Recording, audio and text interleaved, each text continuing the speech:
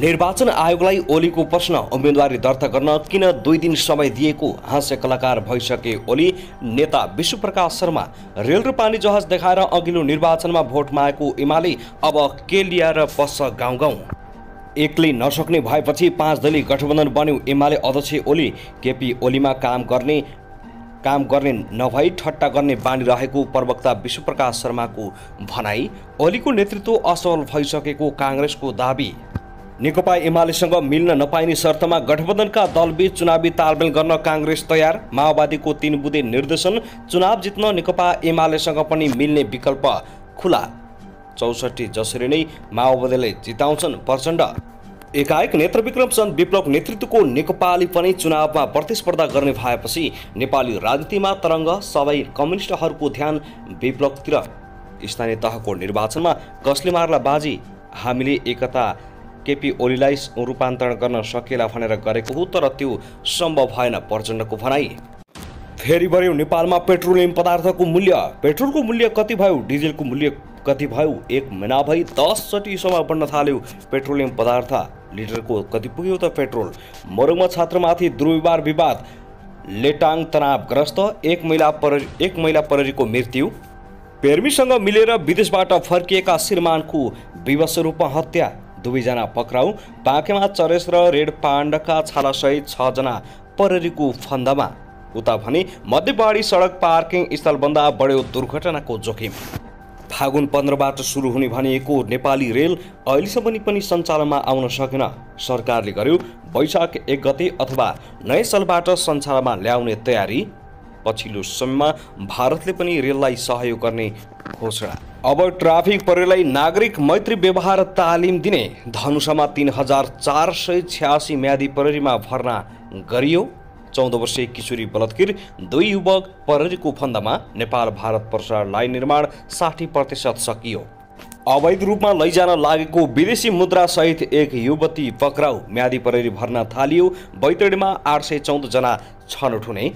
सवारी दुर्घटनामा 5 जनाको मृत्यु। आजको मौसम पहाडी भेगमा हल्का वर्षाको सम्भावना। तिर्बीको परीक्षा रोकियो। अन्य परीक्षा कहीबाट हुँदैछ। परीक्षाको पर्खाइमा बसेका विद्यार्थीहरूलाई निकै खुसीको खबर। कक्षा 12 को परीक्षाको कार्यतालिका सार्वजनिक। मोटरसाइकलको ठक्करीबाट सल्यानमा 1 युवकको घटनास्थलमै ज्यान गयो। र एमाले अध्यक्ष केपी शर्मा ओलीको यस्तो घोषणाले गठबन्धन सरकारमा हलचल। क्रिप्टो करेन्सीको प्रचार गरेको भन्दै नायिका प्रियङ्का कार्यक्रममाथि CIB को अनुसन्धान। अब हेर्नुहोस् पुरा समाचार।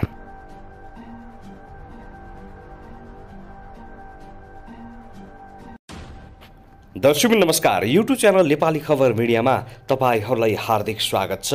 यदि हाम्रो च्यानललाई अहिलेसम्म सब्स्क्राइब गर्नुभएको छैन भने सब्स्क्राइब गरी नजिक रहेको बेल आइकनलाई दबाई हामीसँग जोडिनुहोला। दर्शक श्रोताजी, आज पनि हामी तपाईहरुमाझ निकै महत्त्वपूर्ण खबरका साथ उपस्थित भइसकेका छौं। यो भिडियोलाई अन्तिमसम्म हेरी हामीले साथ दिनुहोला। दर्शकबिन, हाम्रो मेहनतको लागि एउटा सानो लाइक गर्न भनी नभुल्नुहोला। कहाँदेखि हेर्दै हुनुहुन्छ, के भन्न चाहनुहुन्छ, के तपाईँ हाम्रो च्यानलमा रेगुलर श्रोता हुनुहुन्छ? यदि रेगुलर हुनुहुन्छ भने तल कमेन्ट बक्समा नियमित अथवा रेगुलर लेख्नुहोस्।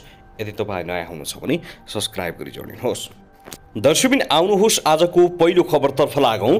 नेकपा एमालेका अध्यक्ष केपी शर्मा ओलीले एकीकृत समाजवादीका सम्मानित नेता झलनाथ खनालप्रति कटाक्ष गरेका छन्। नेता खनालले शनिबार एमालेको बाकस रित्तो पार्ने बताएपछि इलामको फिक्कलमा आयोजित जनसभालाई सम्बोधन गर्दै एमाले अध्यक्ष ओलीले भने, हेर्नुहोस्, एमाले कार्यकर्ताले जुत्ता चप्पल खियाए र पसिना बगाएर अन्तरे जन्त्रलाई भोट हालेकाहरूले राजीनामा गर्नु पर्दैन। भत्ता खाइराख्ने नेकपा एमाले लगाइदिएको सांसदको फुली, मेयरको फुली बोकेको फिर्ता गर्नु पर्दैन। कति साह्रो लाज नभएको भन्दै आक्रोश भएका छन्।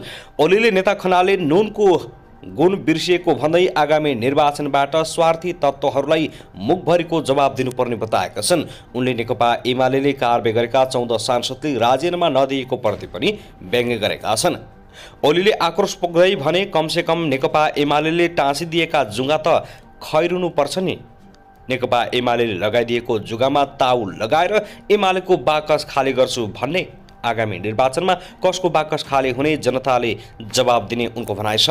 अहिले यहाँको बाटो भत्किएको रहेछ, यो बाटो बनेको भई अन्तरे जन्तरेहरूले मैले बनाइदिएको भन्थे। बाटो भत्किएपछि यहाँका सांसदले मलाई भन्नु पर्दैन, तपाईँहरूले दिएको भोटको भत्ता खाइराखेका छन्। ओलीले भने एमालेलाई कसैले भरम पार्नु छैन। 2054 सालमा नेकपा एमालेको एकल बहुमत आउन लागेको देखेपछि पार्टी फुटाएका हुन्। अहिले पनि नेकपा एमालेले रोक्न खोजिरहेका छन्। उनले 5 दलीय गठबन्धनलाई एउटै कुचोले बढार्ने पनि चेतावनी दिएका छन्। आगामी निर्वाचनबाट हामी 5 दललाई एउटै कुचोले बढार्छौँ। अर्को चुनाव मैले केही भन्नु पर्दैन, हामी चुनाव मात्रै पर्खिरहेका छौँ, ओलीको भनाइ छ। दर्शकबिन आउनुहोस् अब अर्को खबरतर्फ लागौँ। मोरङको लेटाङ नगरपालिकामा एक शिक्षकले छात्रमाथि दुर्व्यवहार गरेको भन्ने विषयमा विवाद बढ्दै गएपछि प्रहरी र स्थानीयवासीबीच झडप हुँदा एक महिला प्रहरी उर्मिला श्रेष्ठको मृत्यु भएको छ। झडपमा मोरङका प्रहरी उपरीक्षक समेत रहेका घाइते भएका छन्। लेटाङ नगरपालिका 5 स्थित शिक्षा विकास माविमा 56 वर्षीय शिक्षक मनोज पौडेलले सोही विद्यालयमा अध्ययनरत 12 वर्षीय छात्रमाथि दुर्व्यवहार गरेको आरोपमा सुरु भएको विवादले आइतबार चर्को रूप लिएको थियो।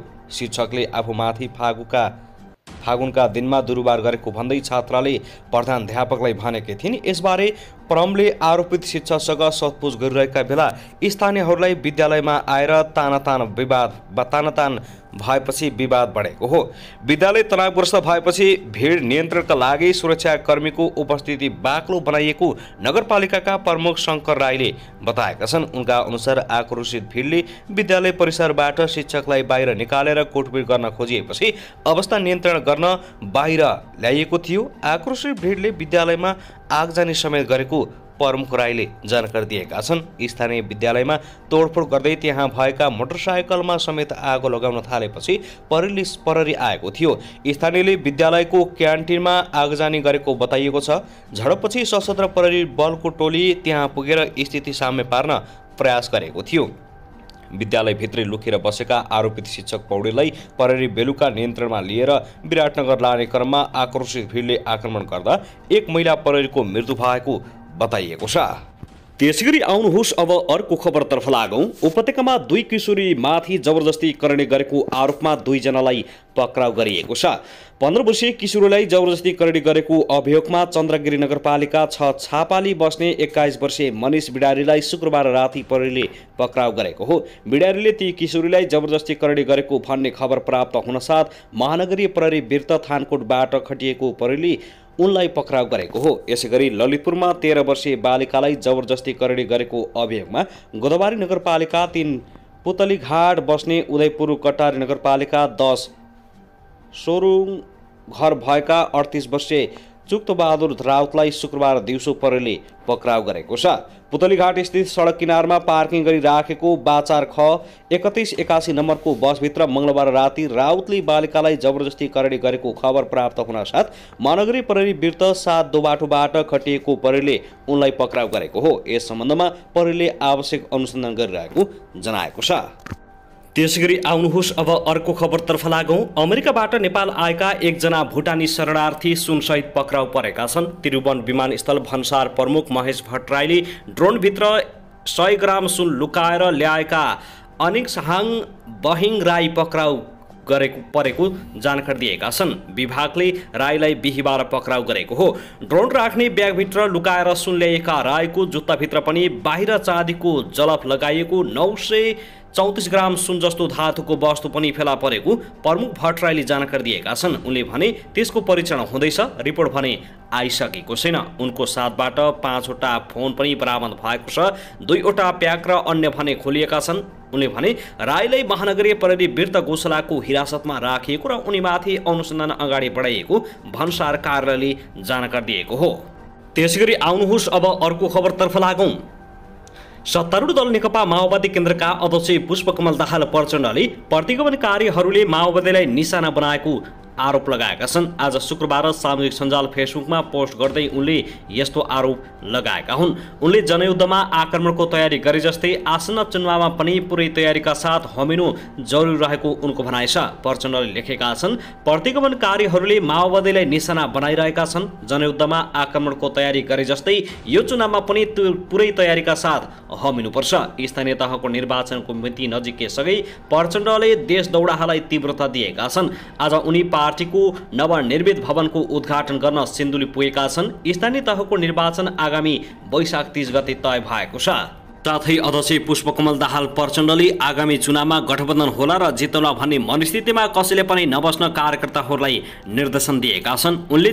उनले चुनावमा आफ्नै सङ्गठनलाई बलियो बनाएर जानुपर्ने र आफ्नै तागतमा जनताको मन जित्ने कुरालाई पहिलो प्राथमिकता राख्न समेत कार्यकर्ताहरूलाई निर्देशन दिएका छन्। प्रेस सङ्गठन लुम्बिनीद्वारा बुटोलमा आयोजित पत्रकार सम्मेलनमा अध्यक्ष पुष्पकमलले आगामी वैशाख 30 मा स्थानीय तहको निर्वाचन हुनेमा ढुक्क हुन आग्रह गरेका छन्। उनले निर्वाचनमा तालमेल गर्ने र अधिकतम परिणाम निकाल्ने कुरालाई सहायक प्राथमिकतामा राखेर निर्वाचन तयारीमा लाग्न आग्रह गर्दै निर्वाचनका बारेमा कुनै आशंका नगर्न समेत आग्रह गरेका छन्।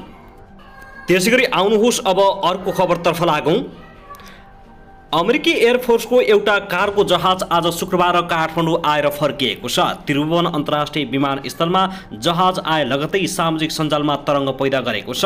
विभिन्न मान्छेले फोटा र भिडियो राखेर अमेरिकी जहाज किन आएको भन्दै चासो व्यक्त गरेका छन्। विमानस्थल स्रोतका अनुसार शुक्रबार काठमाडौँ आएको कार्गो जहाजले अमेरिकी दूतावास र कूटनीतिक निकायका सामग्री ल्याएको छ।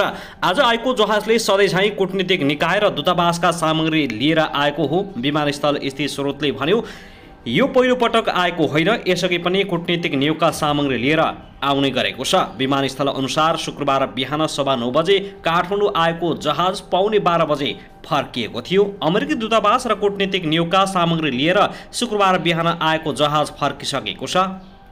दर्शकबिन त्यसैगरी आउनुहोस् अब अर्को खबरतर्फ लागौं। मकवानपुरको मनहरी गाउँपालिकामा यात्रुवाहक बस दुर्घटना हुँदा 2 जनाको मृत्यु भएको छ भने 9 जना घाइते भएका छन्। पूर्व पश्चिम राजमार्ग अन्तर्गत मनहरी 6 भुलचोकमा शुक्रबार बिहान हेटोडबाट चितवनतर्फ जाँदै गरेको ना 4 ख 4454 नम्बरको यात्रुवाहक बस दुर्घटना हुँदा 2 जनाको घटनास्थलमै मृत्यु भएको हो। मृत्यु हुनेमा नुवाकोटका 22 वर्षीय सुभाष श्रेष्ठ र ठेगाना नखुलेका 29 वर्षीय शम्भु दराई मगर रहेको बताइएको छ। जिल्ला प्रहरी कार्यालय मकवानपुर निमित्त प्रहरी प्रवक्ता राजकुमार सापकोटाको अनुसार दुर्घटनामा परि 9 जना गम्भीर घाइते भएका छन्। घाइतेहरूको उपचारका लागि चितवन स्थित अस्पताल पठाइएको छ। बस चालकलाई इप्रपा मनहरीले नियन्त्रणमा लिएको छ। बस अनियन्त्रित भएर पल्टिएरकै कारण दुर्घटना भएको हुन सक्ने प्रहरीले अनुमान गरेको छ। त्यसैगरी आउनुहोस् अब अर्को खबरतर्फ लागौं। तनहुँ बलात्कार गरेको अभियोगमा हिरासतमा रहेका अभिनेता पल शाहलाई थप 5 दिन हिरासतमा राखेर अनुसन्धान गर्न अदालतले अनुमति दिएको छ। जिल्ला अदालत तनहुँले थप 5 दिन हिरासतमा राखेर अनुसन्धान गर्न प्रहरीलाई अनुमति दिएको हो। फागुन 15 गते पक्राउ परेका शाहलाई यसअघि नै 2 पटक म्याद थप भइसकेको छ। पछिल्लो पटक थप म्याद भएको म्याद आज सकिएको थियो। मुद्दाको अनुसन्धान नसकिएको भन्दै जिल्ला प्रहरी कार्यालय तनहुँले म्याद थपका लागि सरकारी वकिलको कार्यालय मार्फत अदालत समक्ष पेश गरेको छ। तनहुँ जिल्ला अदालतले दोस्रो पटक फागुन 22 गते 12 दिन थप समय दिएको थियो, तर अनुसन्धान नसकिँदै नवलपुरमा दर्ता भएको जबरजस्ती करणीको मुद्दामा अनुसन्धानका लागि फागुन 24 गते पल शाहलाई नवलपुर लगिएको थियो, जसले गर्दा तनहुँ प्रहरीले अनुसन्धानको बाँकी काम गर्न सकेको थिएन। नवलपुर लगिएका कारण थपिएको समयमा अनुसन्धान नसकिएको भन्दै प्रहरीले म्याद थपको लागि अदालतसँग अनुरोध गरेको थियो। पलसँगै उनका म्यानेजर कृष्ण प्रसाद जोशीलाई पनि थप 5 दिन हिरासतमा राखेर अनुसन्धान गर्न अनुमति दिएको छ। यता नवलपुर जिल्ला अदालतमा भने शाह विरुद्ध अभियोग पत्र दर्ता भइसकेको छ। तनहुँ प्रहरीको हिरासतमै रहेका बेला नवलपुर लगिएको थियो। नवलपुर प्रहरीले उनी विरुद्ध अनुसन्धान गर्दै हिजो सरकारी वकिलको कार्यालय मार्फत जिल्ला अदालतमा अभियोग पत्र दर्ता गराएको हो। अभियोग पत्रमा शाहलाई 12 वर्षदेखि 14 वर्ष जेल सजायको माग दाबी गरिएको छ। अब तनहुँमा अनुसन्धान सकिएपछि थुनछेक बहसका लागि पल शाहलाई नवलपुर लगिने भएको छ।